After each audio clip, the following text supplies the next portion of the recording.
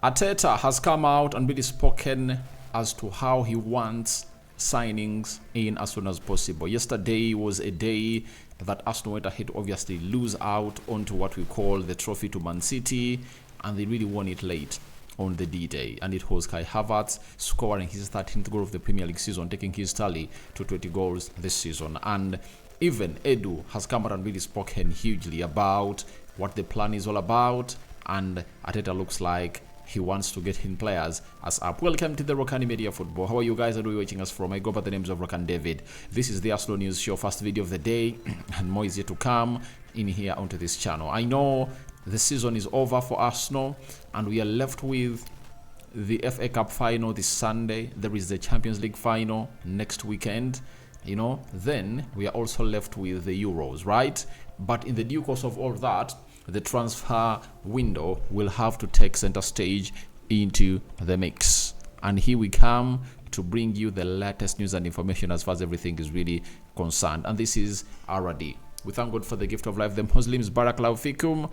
And let's obviously go eyes. Now, before I go into the statement that Arteta put out, calling in for signings and why it's important for us not to really get in signings as up, let me first get you through the speech of Mikel Arteta during the final game of the season at Emirates. He said, all this happening is because you started believing, you started to be patient, you started to understand what we are trying to do, and all the credit has to go to these players and the staff that is unbelievable. I think now it's time to have a break, think, reflect. Please keep pushing, keep inspiring this team. Don't be satisfied because we want much we want much more than that. We are going to get it. Thank you so much. That's what Arteta had to tell to the fans of Arsenal, that we are seated into that Emirates Stadium, 60,000 capacitor in there for you, and it really went ahead to give us the best that the season really deserved. Because at the end of it all, when the season comes to a climax, you get what you deserve, not so? You get what you deserve. And how do you obviously maximize that? It's by really getting into the levels where you want this team to obviously be at. So Arteta did his best, I tell you, and I think he got that. It was just a slip up of certain games that costed Arsenal the season. For example, when you look at Emirates, Arsenal went ahead to drop their points. Arsenal lost to West Ham at Emirates. Arsenal drew with Tottenham Hotspur at Emirates. Arsenal drew with Fulham at the Emirates. That is really unacceptable. How many points did they lose at the Emirates? I tell you, they lost 3 to West Ham. They lost 3 to Aston Villa. They lost 2 to Fulham and 2 to the side of Tottenham Hotspur. Those are 10 points. And people have come out to reflect on the game that Arsenal lost to Aston Villa, as it's one of the reasons as to why they went ahead to lose out, but they failed to point out those games. And they say poor management skills of Mikel Arteta. Why didn't he start Partey or Jorginho? And I told them, before Jorginho came on through to play in the double pivot with Declan Rice, it was 0-0. It was even him who contributed to the second goal that Arsenal conceded. So I don't see that making sense. For me, I think Aston Villa, on any day when it beats Arsenal, it has quality players. But how does West Ham come there and make you drop 2 points? And Tottenham Hotspur, because if Arsenal went ahead to beat Tottenham Hotspur away from home, that means it was possible for them to really get 3 points from them, and that was really a farce. So let's obviously try to understand these things differently. I think it's the game, it's the draw of Fulham, the draw of Tottenham Hotspur that costed this side. Yeah, because when you look at Man City, how many draws did they hold at the Etihad? I think they drew with Liverpool and they drew with Arsenal. Teams that no one will blame Man City for drawing with them. You understand? So that is it, and that's the speech that Mikel Arteta told the fans of Arsenal, that please don't stop dreaming, and you should obviously not get satisfied. We should go for the best, and looks like going for the best calls in Arsenal to strengthen. I know the squad they have can really compete, but they need to really tighten their their nuts, the screws. They need to get this. Those screws need to be really tightened further and further and further and further. Now, we are having this. Arteta was asked on how it is important to do business early in the summer. He said, that's the ideal scenario. Every club wants that. We want that as coaches, and for the players especially, you want that. And then for the team and the environment, when you do that, something clicks, something starts to build there, and that's really important because it starts to give you momentum. We have the Euros this season and Copa America, and it might be a different summer. Obviously, I hinted about this, I think like a month back, about how this summer is really going to be hard because there is the Copa America and there is what we call the Euros, meaning that if you sign in a player, you are not going to have him for the lion's share of your preseason, meaning that that player will obviously find himself in a position of really getting into the team late, and that cohesion build up will obviously take some time for you to happen and for the manager. But it also helps you to see to it that you look out on who to bring in and who not to bring in. When you look at the targets that Arsenal are really looking at, Alexandra Isak, I think Sweden is out. The same about Gyökeres, Sweden is out of. Sweden is not going to be playing. Is Sweden going to be playing into the Euros? I don't think so. Then Bruno Guimaraes is going to be playing in the Copa America. Douglas Luiz is going to be playing in the Copa America. There is Hato, I don't think is going. Pedro Neto is going nowhere. Olise is going nowhere. Nico Williams is going to be going there. So Arsenal have to make their decisions early enough to see who comes in through and who doesn't come in through. But I think this time round, Arteta is on a great advantage that even if these players go ahead and play in the Euros, he has his team with him.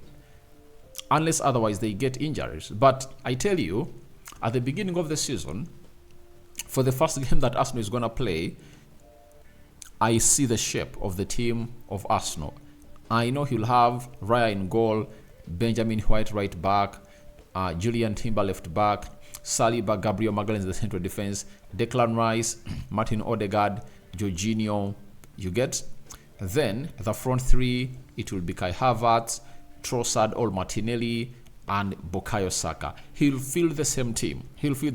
And that will help him to not start off this season, to start off the next season as he started this season that will conclude on Sunday. Because on Sunday, he had Rice and Kai Havertz, new players into that team, and they are playing into the most important department of the pitch, that is the midfield. So let's go to signing in players early. When you look at Arsenal, by the time they went to their preseason to America, they had already signed Declan Rice, Kai Havertz, and Julian Timber. And the late coming in through was David Raya. You get? And Arsenal has shown us that every preseason they've gonna hate to be having their players. Benjamin White came in early. Nuno Tavares came in early. Lokonga came in early. In that season, you can really recall it very well. When they brought in Willian, they brought in Gabriel Magalhaes, they came in early. And that's what Arteta is fond of doing. They bring in players early. You know, that season of Gabriel Jesus, he came in early. Marquinhos came in early. Fabio Vieira came in early. You understand? And then Zinchenko came in later. So that shows you exactly what Arsenal is all about. And they've been doing this, and I hope they're going to be doing the same thing. And I don't think that I have any doubts on what Arsenal is going to be doing there. I know they're going to come in through and take this to the next level by doing the needful. So we wait and see how that pans out, but it's really going to be important for the side of Arsenal to put in that shift that is really we're calling for. And making those signings is really good because Arsenal lacks some players. You get? I think for now, Saliba, if at all gets injured, you can as well push Benjamin White to that central defense or Julian Timber. You get? But Declan Rice, ask yourself if at all Declan Rice really gets an injury, what is Arsenal gonna look like. That's why they want Bruno Guimaraes in, because he can do exactly what Declan Rice does and better. You know, that's why they're looking in for Douglas Luiz to come into this beautiful game of football. So that's exactly what is happening at the side of Arsenal, and I tell you what, they're really having the best of the best. So we are here to see to it that a lot goes the way Arsenal wants it, and I would love to see Arsenal recruiting more, because I want to see Manchester United and Arsenal dominate this league again.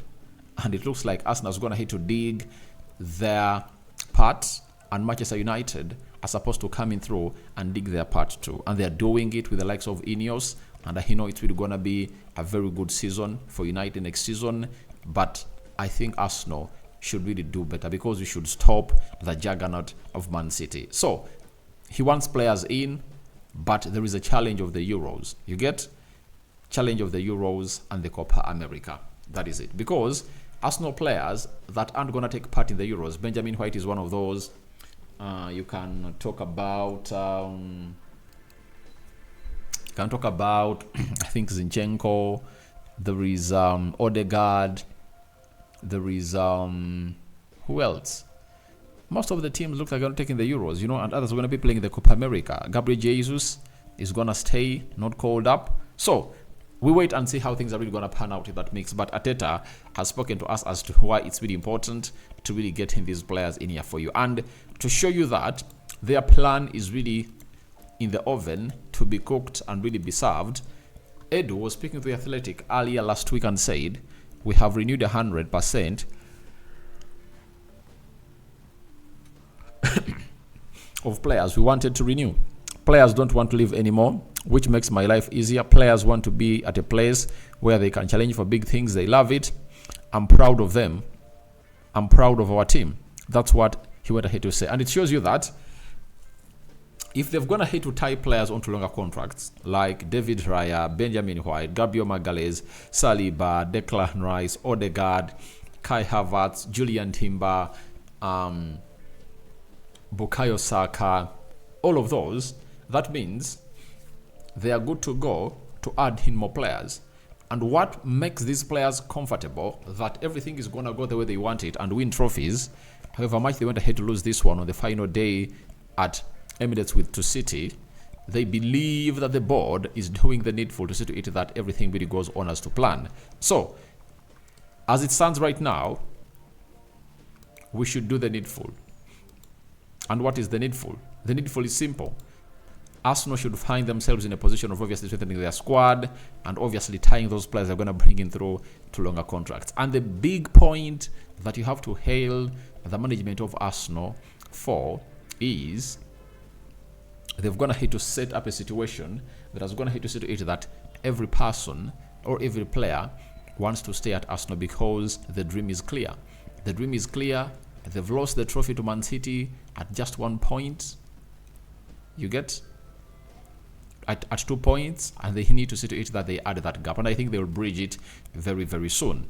So it has been really a difference in Arsenal, because way back it wasn't possible, as Arsenal had really a huge loan, but the coming in of Kroenke has gone ahead to bridge the gap, and Arsenal can spend big, and we anticipate that Arsenal is going to sign a player of £100 million this season. Either 1 or 2 players will cost Arsenal that amount of money. Martin Odegaard, the captain, as he put in the last speech to the people that were really